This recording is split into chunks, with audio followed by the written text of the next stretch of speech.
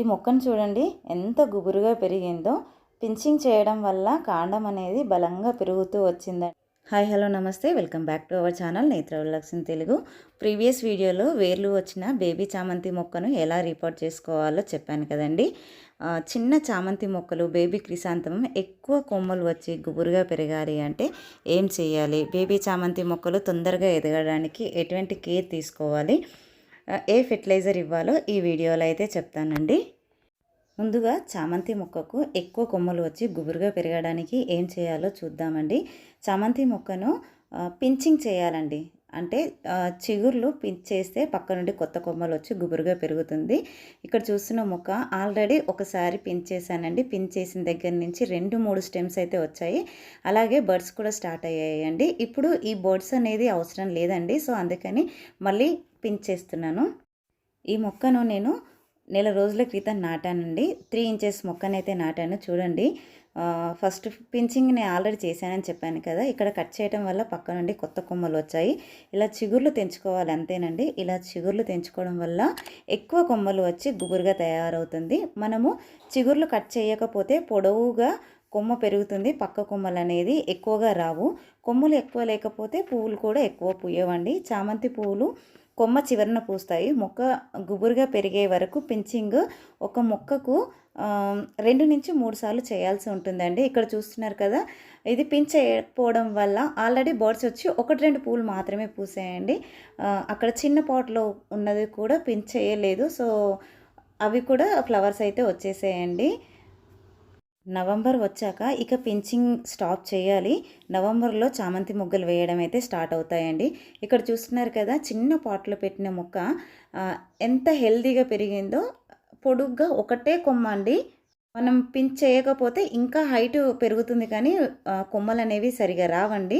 So అందుకని ఇక్కడ పైన అయితే పించ్ చేశాను. పైన పించ్ చేయడం వల్ల మనకి మల్టిపుల్ బ్రాంచెస్ అయితే వస్తాయండి. అక్కడి నుంచి నేను ఇదైతే బుట్ట చామంతి చేయడం కోసం అయితే అలాగా పొడుగ్గా పెరిగేదాకానైతే అలా ఉంచేసానండి. అలాగే మొక్కకు కింద నుండి వచ్చే ఆకులు ఉంటాయి కదండి, కిందన ఉన్న ఆకులు కూడా ఎప్పటికప్పుడు తీసేస్తూ ఉండాలండి. ఎందుకంటే మనకి సాయిల్ నుంచి కూడా కొన్ని రకాల పెస్ట్ అయితే మొక్కకు అటాక్ చేస్తుంది. సో అందుకని నేలకు అంటే మన కుండీలో కింద సాయిల్ కాని ఆకులన్నీ కూడా ఎప్పటికప్పుడు తీసేస్తూనే ఉండాలి. ఇక్కడ చూపిస్తున్న మొక్కలన్నీ కూడా నేను పెట్టి 15 డేస్ అవుతుందండి.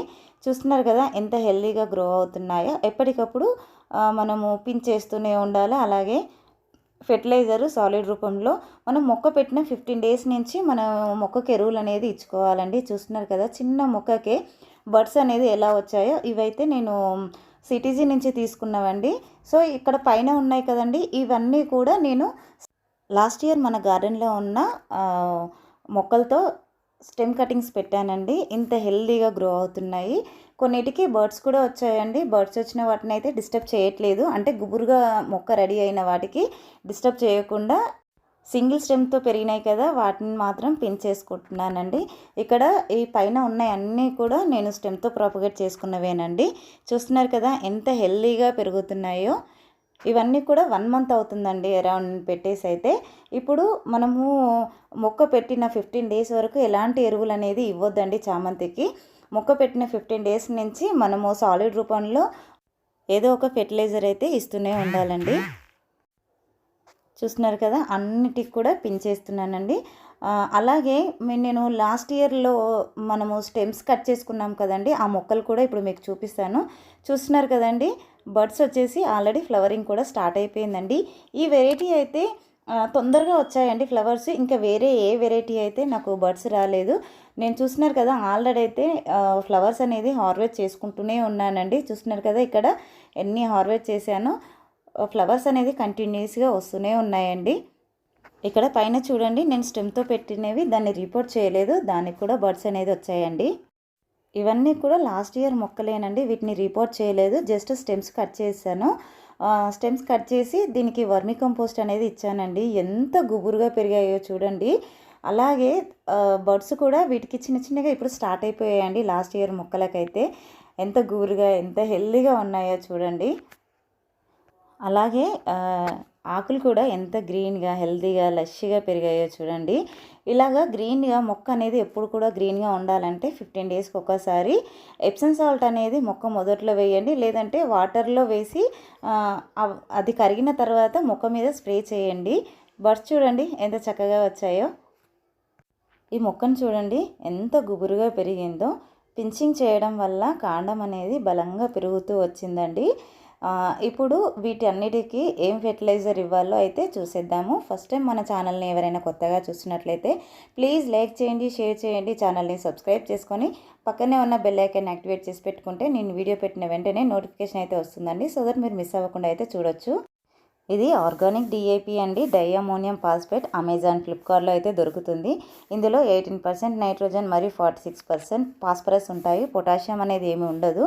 ప్లాంట్కి ఈ స్టేజ్లో బేబీ ప్లాంట్గా ఉన్నప్పుడు ఎదగడానికి ఫాస్ఫరస్ మరియు నైట్రోజన్ ఎక్కువగా ఉండే ఫెర్టిలైజర్స్ అయితే ఇవ్వాలి. ఈ స్టేజ్లో పొటాషియం మొక్కకు అవసరం ఉండదు. కేవలం నైట్రోజన్, ఫాస్ఫరస్ మొక్కకు అందిస్తే చాలండి. పొటాషియము మొక్కకు పువ్వులు పూసే టైంలో ఇవ్వాలి. డిఏపి 5 to 6 బాల్స్ అండి, ఎక్కువగా అవసరం లేదు. 5 to 6 బాల్స్ తీసుకొని ఒక కుండీలో వేయండి. ఇలా సాయిల్లో పెట్టేస్తే సరిపోతుందండి. 5 to 6 బాల్స్ మాత్రమే వేయండి, అంతకు మించి అవసరం లేదు. చిన్న మొక్కలు కదా. వీటితో పాటు 1 గ్రామ్ చొప్పున ఎప్సమ్ సాల్ట్ ఇవ్వండి. ప్రజెంట్ నా దగ్గర అయితే లేదండి. ఈ 2 ఫెర్టిలైజర్లు వారానికి ఒక్కసారి ఇవ్వాలండి. మొక్క గుబురుగా పెరిగేంత వరకు ఈ ఫెర్టిలైజర్ కంటిన్యూ చేయాలి. Thank you for watching.